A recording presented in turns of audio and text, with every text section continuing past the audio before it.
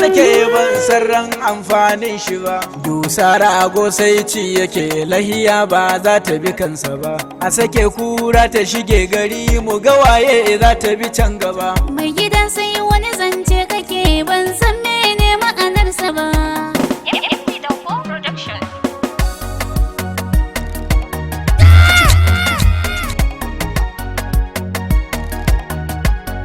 Zama da agola akwai wuya mummunan tashin hankali. Ka yi masa shi ba ɗanka ba, ka bar shi a ce baka so shi ba. Mai zaɓarya kana da abin tsiya, ɗana kowa ne fa ka tausaya.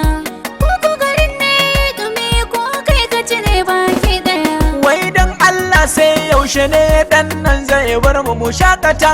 Abadan Allah mai gida yaushe ne karamin yaro kaman wannan zai hana ka ka shakata. Aike dama ba kya biɗar laifin yaron ki a ambata. Kwana nawa ne ma zai yi wata rana nan gaba zai fita. Ai kafin dan an sha da ni wata soyayyar ba mu yi ta ba.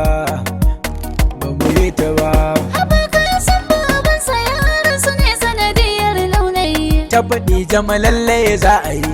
Mai gida menene za a yi?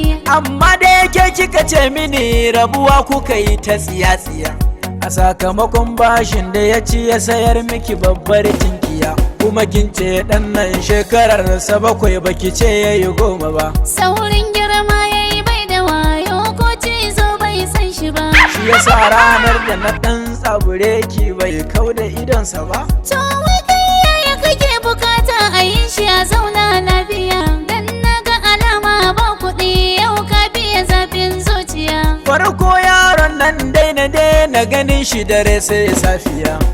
Sannan daga yau kuma ci da sha ko kosai ban saya. Ko fara ban saya in an zo yi masa kaciya. Ko ya zauna ko kuma ya tafi ni wannan bai dame ni ba. To ya maganan girkin dare gashi har magariba za ta yi. Ke yau kan bani da kosile haƙuri kowa ma zai. Kai ko duka ne za ka sa kana mini kallon zo a yi. Kai da uwarka kuje ku nemi abinci gidan nan ba a yi. A dama akwai wasu 'yan kuɗi ne na so na ara maka dan gaba. Tunanin naki yana da kyau lalle na yi dacen kamila. Dusan da na zo da fushi haka sai kin nemo mini walwala. Hayya! Kirgo mini lissafo kiga yanda ake yi wa walwala. A'a to. Kai kuma ɗana zo mu je na saya maka mintin 15.